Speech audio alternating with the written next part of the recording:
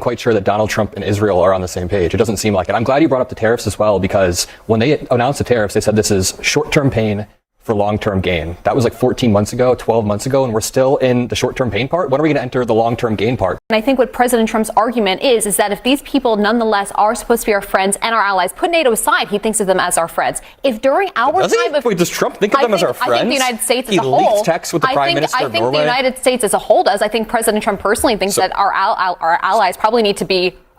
maybe he treats them like enemies and he treats Russia like allies. Welcome to Political Crossfire. Adam Mockler just went head-to-head with MAGA defenders Noah Rothman and Brianna Lyman on Abby Phillip CNN panel, and the debate quickly turned into a heated argument over Donald Trump, Iran, the Iran war, NATO, America's allies, tariffs, foreign policy, the Strait of Hormuz, and Trump's approach to international relations. The panel also raised bigger questions about Trump's leadership, America's military strategy, rising gas prices, inflation, mission creep, NATO's role, and whether Trump is weakening America's relationships with traditional US allies while taking a softer approach toward Russia. There are some serious contradictions here, so let's break down the biggest moments from this CNN political debate and look at what Adam Mockler had to say. And before we get into it, please do me a favor and subscribe to Political Crossfire if you haven't already. It really helps the channel and lets us keep bringing you more political debates, CNN panels, and mega debates. War against Iran enters its fourth week. The pressure is mounting on Donald Trump economically,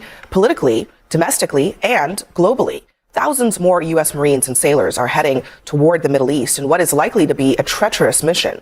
The president faces the danger of losing control of the war after Israel struck a gas field that he claimed he wasn't aware of. He's facing tensions with allies after he says that they refused his help in the war. He's facing rising gas prices at home, along with higher inflation and lower markets. He's asking for money for a war that is not popular with Americans and a price tag not popular with Republicans. He's facing criticism from many of his own supporters for what they say are broken promises. And all of this is coming as primaries and campaigns are heating up for the midterm elections. This is a Trump administration that is in a perilous moment. Whether you agree or disagree with this war, their decisions from this point forward could really matter not just for how the war progresses, but also the politics of it for the Republicans this year in the midterms. Oh, we're talking not about the midterms. We're talking about history. This is an epochal war. On the other side of it, we don't know what that looks like. But it will not be the world that existed on February 27th. An entire new world exists for us after this. And the president seems as calm and at peace and steadfast and resolute as I have ever seen him, including with tariffs. How he responded when he introduced those tariffs on Liberation Day in 2025 was very erratic. And he was easily moved by the polls and by pressure from Republicans and pressure from the markets. You think so? Oh yeah, he responded to the markets within weeks. The markets have been moving here in ways that the president has not reacted to. Okay. All right. Well, I will agree to disagree on that one. I'm not sure that he, I think he tried to stick by his guns on a lot of the tariffs, for example. But on this, I mean, you're right. It's going to be incredibly significant what he does. But every day we're getting a different story from Donald Trump about what he is doing. We're not even quite sure that Donald Trump and Israel are on the same page. It doesn't seem like it. I'm glad you brought up the tariffs as well, because when they announced the tariffs, they said this is short-term pain for long-term gain. That was like 14 months ago, 12 months ago, and we're still in the short-term pain part. When are we going to enter the long-term gain part? Because tariffs imposed a $1,000 tax on American families in 2025. Now this war is spiking the price of oil, spiking the price of gas, spiking everything, and the economy is suffering. Now we're entering week 4 of this war that Trump said would be 4 to 6 weeks, and we're sending thousands of new troops to the Middle East, meaning probably take about a week for them to get there. I think it might take a lot longer. Longer than a week. So that means we're going to blow through this 4 to 6 week timeline. We're experiencing major mission creep already before we even reach this. Mission creep is when the size, scope, and scale of the mission slowly expands. We experience in Afghanistan and Iraq, and I'm very worried that's going to happen now. Just briefly to respond to you, I agree. I will say that I don't think the president and his subordinates have said as early and often as they should, because that's a messaging operation. Say it again and again and again until everybody can repeat it. Exactly what the purpose of this war is and why it was necessary. But the purpose of this war, as they have said, perhaps not to my satisfaction with the frequency, a lot of things. But nevertheless, no, they have said that we need to degrade and eliminate Iran's capacity to project power abroad. And when they project power abroad, they kill Americans. We've gotten really good at interdicting the amount of effort that the Iranians put into killing us. And it takes a lot of time, a lot of resources, a lot of personnel. It's one of the reasons why we can never execute the pivot to Asia. On the other side of this war is the possibility of another world without the Islamic regime. Wait a minute. Without the foremost sponsor of Islamist terrorism in North America, in Europe, in Latin America. And yes, it is a national security issue, whether or not Israel is on the same page with us, because the American people are under threat every day. If we achieve that threat is a value. So just saying, you might be right. It might be that eliminating Iran was the most important thing. The question I have is why, if that's true, why didn't the president take the time to try to woo the American people, to get them onto his side, to build a coalition with our allies, to get them onto our side, so we could go out and actually we could prosecute this war with our country being behind it, and our allies standing with us. Instead, what we have is a president who seems to only know how to use the sticks these days. He doesn't know how to use the carrots. And so we are at this point where it seems like we're making it up as we go, and he's upset because he can't get anybody else in the world to join us. But he's been talking trash about them for 18 months. Here's what he wrote about NATO on Friday. He said, without the USA, NATO is a paper tiger. They didn't want to join the fight to stop a nuclear-powered Iran. He calls them cowards, and he says, we will remember. I think the question that comes up for me is that doesn't seem like a message that's written from a position of strength. If you have allies, treaty allies, that you then have to turn around and insult and reprimand and all of that stuff because you couldn't convince them to come along with you on something, that seems like a sign of weakness. I think it actually is the opposite. It's how the fact that show strength that it's the fact that he's willing that he can't get NATO to come along with him. First of all, it's the fact that he's willing to lose our allies because they so much don't contribute to our own efforts that he says we don't need it. Take it or leave it. If we have them, great. If we don't have them, we don't need them.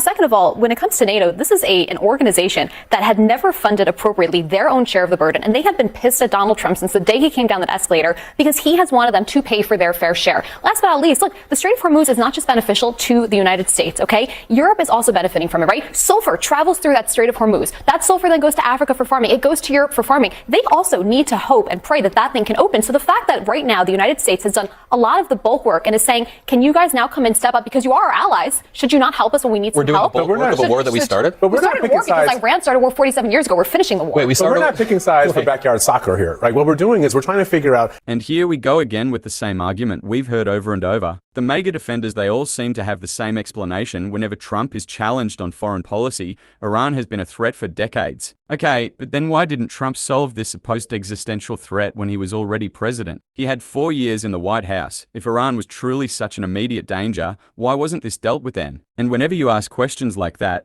the response is almost always to point somewhere else. What about Biden? What about somebody else? At some point, you have to defend the actual decision being discussed. How do we wage a war? And that means you got to bring people along with you onto your side. And so the question is, why are they just now figuring this out? I don't. There is no answer to that question. Why didn't we spend the time that we spent? And those of us who are old enough to remember going into Iraq, right? Right. Before that, George Bush, even though I disagree with it, but he had a mounted campaign going to the United Nations, talking to the American people, stories in the newspapers. So the American public was on board with that. Coalition of the willing. I mean, look, it's been 47 years. What's a few more months getting allies on board? Well, I'll tell you, this was an emergency exigency. This wasn't an 8-month build-up. Was it? Yes, it was. Because after Midnight Hammer, we had evidence, and I think the administration said the opposite this week that they had testimony. That they had evidence that they were not. She said, that they had evidence that they were not developing their nuclear program. What they have said, because they lack the resources to get that material out of the lightly irradiated tons of rubble that it's under, what they said is that they're building it with more speed and alacrity than we can build interceptors, ballistic missiles.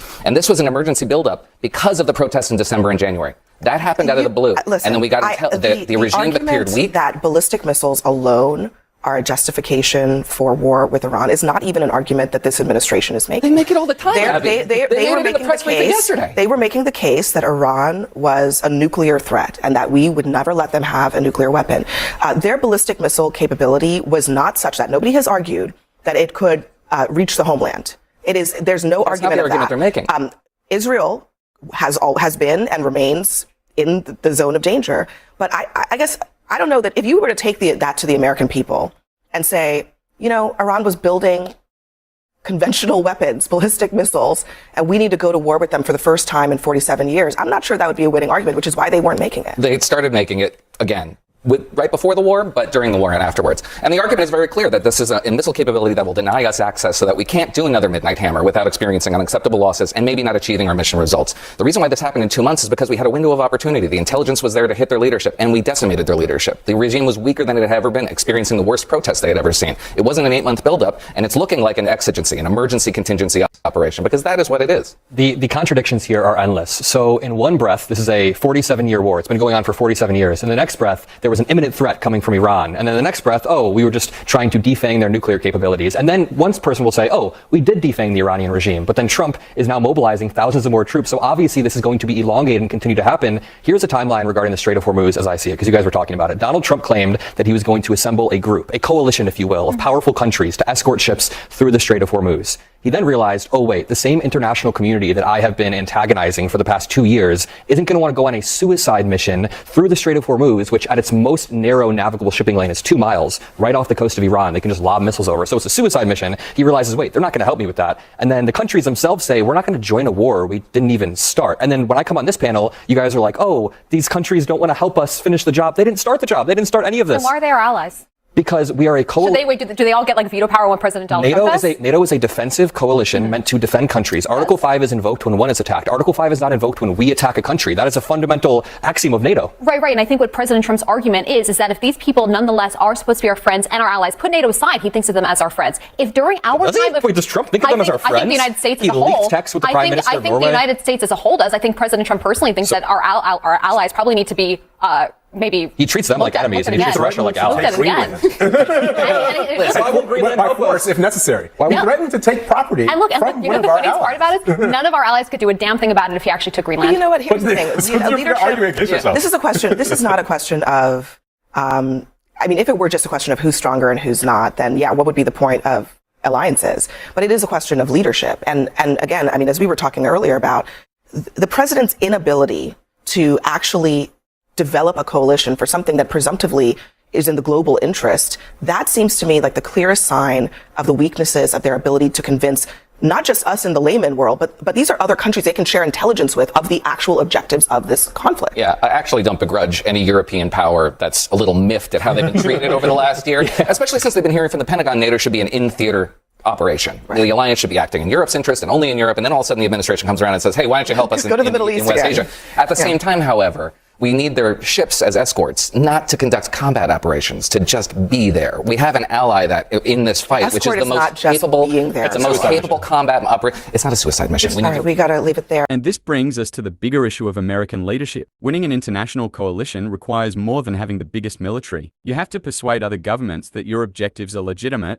that the strategy makes sense, and that participating serves their interests as well. Previous administrations understood the importance of diplomacy, coalition building, intelligence sharing, and bringing allies into the process before asking them to support military action. Right now, some of America's closest allies clearly aren't convinced, and that matters. Military strength can allow a country to act by itself, but it doesn't automatically give that country the ability to lead everyone else. If Washington can't persuade its traditional allies to stand behind a major foreign policy decision that raises serious questions about the effectiveness of its diplomatic strategy, real leadership isn't simply telling everyone what you're going to do. It's convincing people to stand with you. Trump's supporters see his approach as decisive leadership. They argue that he's finally putting American interests first and forcing other countries to contribute more. But critics see something very different. They see America's traditional alliances becoming weaker, economic uncertainty increasing, a military operation potentially expanding, and an administration struggling to clearly explain where this conflict is ultimately headed. And that's where I think the real debate is. Is Donald Trump's foreign policy actually making America safer and stronger, or is it creating another cycle of military escalation, economic pressure, and damaged relationships with America's closest allies? That's the question. So let me know what you think in the comments. Make sure to like the video, subscribe to the channel, and I'll see you in the next one.